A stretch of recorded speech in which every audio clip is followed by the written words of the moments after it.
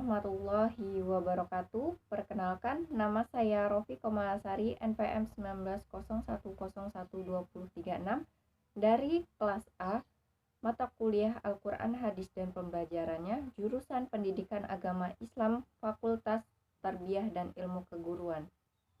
Baiklah, adanya saya di sini untuk menjawab pertanyaan-pertanyaan yang sudah diberikan oleh dosen pengampu, yaitu Bapak Dendi Wahyudi. Untuk pertanyaan yang pertama, yaitu mengenai bagaimana konsep Merdeka Belajar dan Pendidikan 4.0. Jawaban yang pertama yaitu di dalam konsep Merdeka Belajar dan Pendidikan 4.0 dapat diartikan bahwa adanya bahasa internasional dibutuhkan dalam membangun komunikasi dan kolaborasi dalam konteks global. Kemudian statistik dasar dan psikologis adalah terkait dengan bagaimana membangun sikap dan karakter dari peserta didik.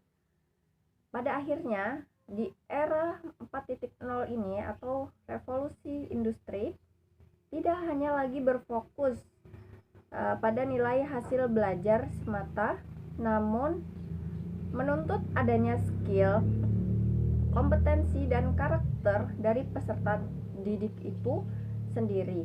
Karena perkembangan dunia yang begitu cepat dengan berbagai macam perubahannya. Munculnya era revolusi industri ini atau 4.0 telah mengubah paradigma dalam berbagai bidang, termasuk dunia pendidikan yang signifikan, di mana pada masa ini atau masa sebelumnya, yang jika pendidikan dilaksanakan secara klasik hanya digunakan ruang kelas, maka di era revolusi industri atau 4.0 ini mengartikan pendidikan tidak hanya lagi berkutat kepada kegiatan belajar di kelas saja, namun belajar tanpa batas waktu dan tempat. Pada pendidikan di era 4.0 ini telah masuk ke era baru, yaitu industri yang biasanya disebut dengan data teknologi. Di titik ini hampir semua aspek kehidupan akan tergantung atau bergantung kepada teknologi itu sendiri, khususnya mechanic learning dan robot. Salah satu dampak dari perubahan era ini terutama dalam pendidikan, yaitu di mana nilai tidak lagi menjadi konsen utama, namun skill yang menjadi utamanya, yaitu skill, kompetensi, karakter, dan kepribadian menjadi fokus utama pendidikan di era ini. Tuntunan pendidikan di abad 21 ini menuntun adanya kompetensi dan skill peserta didik setidaknya memiliki keterampilan berkolaborasi, berpikir kritis, dan memiliki kreativitas dan inovasi. Konsep pendidikan baru ini sangat memperhitungkan kemampuan dan keunikan kognitif individu para siswa.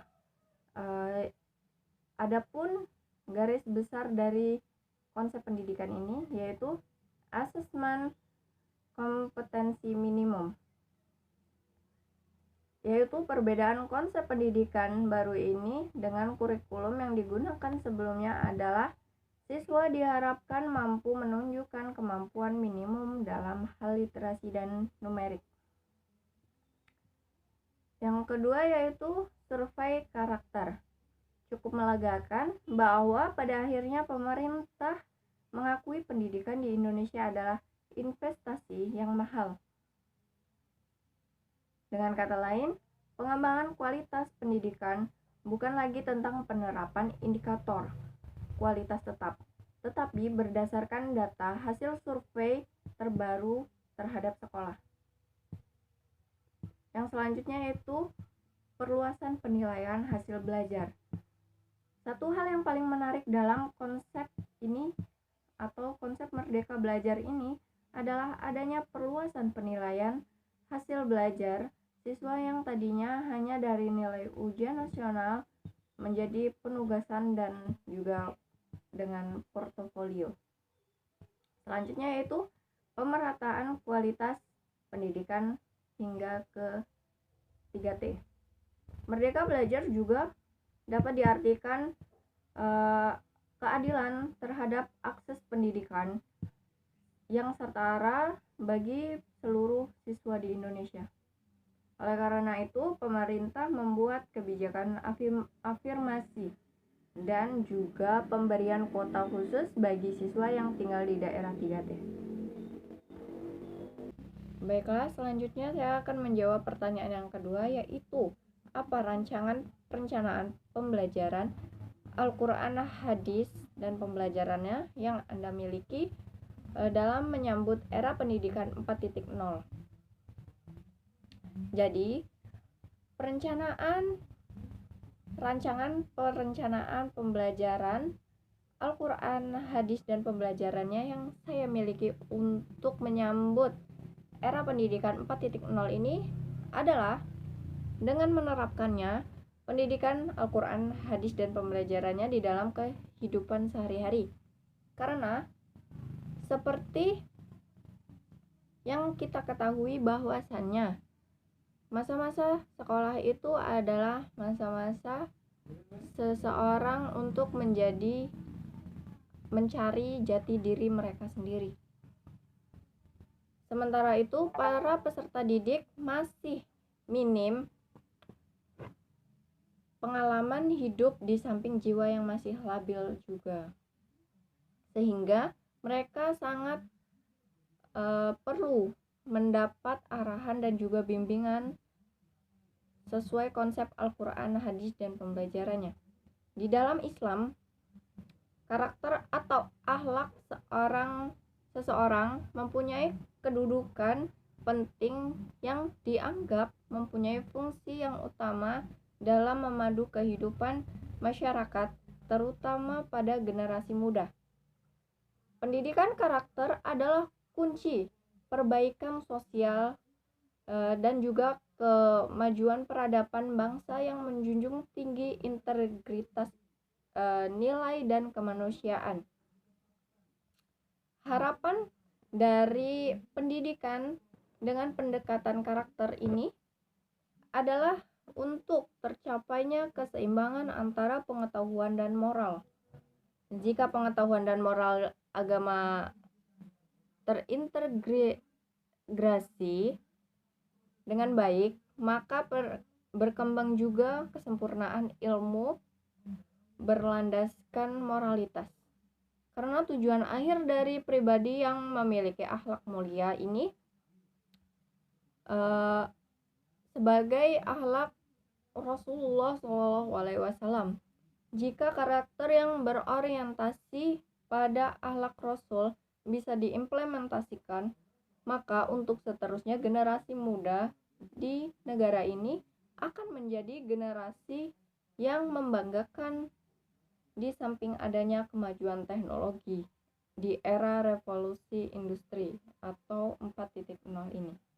Selanjutnya yaitu pertanyaan yang ketiga tentang bagaimana strategi pembelajaran Al-Quran, hadis, dan pembelajarannya dalam menghadapi tantangan era pendidikan 4.0 ini. Dalam menghadapi tantangan era pendidikan 4.0, strategi pembelajaran berpengaruh dalam pola pikir dan apa yang akan dihasilkan oleh peserta didik kelak nantinya. Pemilihan strategi pembelajaran mempunyai peranan penting dalam menyiapkan siswa menghadapi era 4.0 ini. Adapun strategi yang digunakan oleh guru atau pendidik di dalam pembelajaran, yaitu membantu siswa di dalam belajar. Proses pembelajaran yang terjadi adalah teacher center atau guru yang menjadi sebagai sumber informasi satu-satunya di dalam kelas. Guru yang menjelaskan pembelajaran, siswa diberikan waktu untuk menyalin catatan di papan tulis, siswa mengerjakan latihan soal, pembahasan, dan dilanjutkan dengan penilaian. Yang kedua yaitu adanya kesempatan untuk berkembang dan berprestasi. Ukuran keberhasilan yang dipandang dari angka yang diperoleh atau peringkat di dalam kelas menandakan prestasi yang didapatkan oleh siswa. Yang ketiga yaitu penguatan pendidikan karakter atau PPK. Pendidikan karakter harus dikembangkan sedini mungkin. Peranan karakter tidaklah mudah dan membutuhkan waktu yang lama. Penguatan pendidikan karakter atau PPK ini merupakan kelanjutan revitalisasi dari pendidikan karakter dari tahun 2010. Selanjutnya yaitu guru atau pendidik haruslah melek teknologi atau terbuka di dalam teknologi. Di era revolusi industri 4.0 ini, menurut sebagian besar orang memahami akan arti pentingnya teknologi. Teknologi yang ada memberikan banyak pengaruh yang baik dalam kehidupan. Pemanfaatan teknologi yang tepat dalam pembelajaran memberikan tambahan pengetahuan yang baik kepada seorang pendidik untuk ditransfer atau diberikan kepada seorang peserta didik. Sebaliknya, pendidik harus mampu memanfaatkan fasilitas teknologi seperti dengan pencarian bahan ajar yang lebih menarik lagi sehingga peserta didik bersemangat mengikuti pembelajaran. Selain untuk pencarian bahan ajar, pendidik bisa memanfaatkan kecanggihan di era industri ini untuk mendukung pembelajaran dengan cara menjadi seorang blogger misalnya. Yang kelima yaitu menjadi guru yang efektif. Guru efektif adalah guru atau pendidik yang selalu berpikir bagaimana cara menjadi lebih baik. Guru yang efektif bukan hanya mengetahui pelajaran atau materi, namun bagaimana pendidik atau guru mampu menyampaikan kepada seorang peserta didik dengan baik. Dengan cara berpikir, pendidik mau menjadi lebih baik, pendidik akan mencari solusi apabila dalam pembelajaran ada permasalahan dan ilmu yang ditransfer kepada seorang peserta didik belum sepenuhnya dipahami. Baiklah, di sini saya akan menjawab pertanyaan yang keempat, yaitu tentang bagaimana pengembangan media pembelajaran, Al-Quran dan hadis dan pembelajarannya yang sesuai dengan era pendidikan 4.0.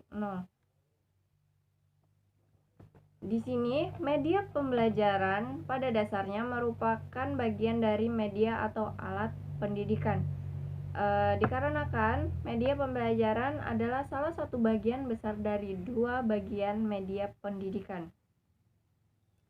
Adapun media pendidikan yaitu yang pertama media pembelajaran audio. Media pembelajaran audio ini adalah media yang digunakan yang dapat didengar berupa suara dengan berbagai alat penyampai suara baik dari manusia maupun manusia. Dalil yang berhubungan dengan suara sebagai sumber penyampaian pesan dapat diambil dari kata baca, menjelaskan, ceritakan, dan kata-kata lainnya yang semakna. Dalam perkembangan selanjutnya, media audio dikembangkan dengan berbagai alat audio seperti radio, merupakan perlengkapan elektronik yang digunakan untuk mendengarkan berita yang bagus dan aktual, dapat mengetahui beberapa kejadian dan peristiwa-peristiwa penting dan baru, masalah-masalah kehidupan, dan sebagainya. Yang kedua yaitu kaset audio. Yang dibahas di sini khususnya yaitu kaset audio yang sering digunakan di dalam sekolah. Yang kedua yaitu media pembelajaran visual.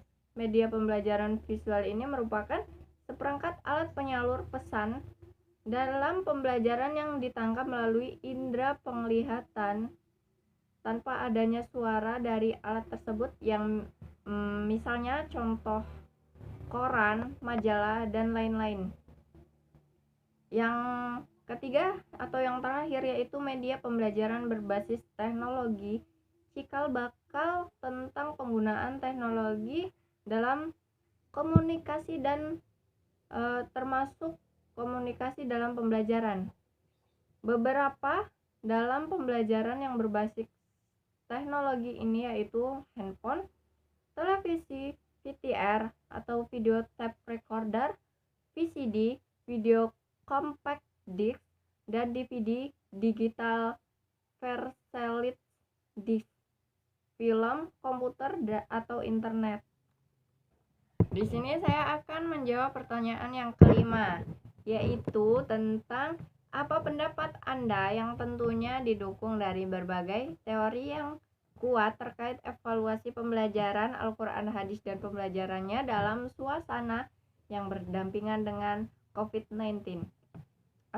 Menurut saya, pendapat saya, dalam pelaksanaan evaluasi pembelajaran Al-Quran, hadis, dan pembelajaran ini memerlukan beberapa aspek, yaitu perencanaan, pelaksanaan, dan pengelolaan hasil evaluasi, dan dari aspek tersebut dapat dilaksanakan evaluasi yang terencana dengan baik. Adapun tahap perencanaan yang pertama tadi adalah merumuskan tujuan evaluasi, menetapkan aspek-aspek yang akan dievaluasi, memilih dan menentukan teknik yang akan dipergunakan dalam pelaksanaan evaluasi, menyusun alat-alat pengukur yang akan dipergunakan dalam penilaian, menentukan tolak ukur norma dan kriteria-kriteria yang akan dijadikan pegangan atau patokan dalam memberikan interpretasi terhadap data hasil evaluasi, dan menentukan frekuensi dari kegiatan evaluasi. Di dalam tahap pelaksanaan ada beberapa langkah yang dikerjakan, diantaranya menghimpun data dan melakukan verifikasi data, memberikan interpretasi, dan menarik kesimpulan. Sedangkan di tahap pengelolaan, langkah yang dilakukan adalah menganalisis data, memberikan interpretasi, dan menarik kesimpulan. Sekian itu jawaban yang sudah saya jelaskan. Mohon maaf apabila terdapat salah kata, dan kepada Allah saya mohon ampun. Saya akhiri, wabillahi taufiq wal hidayah. Wassalamualaikum warahmatullahi wabarakatuh.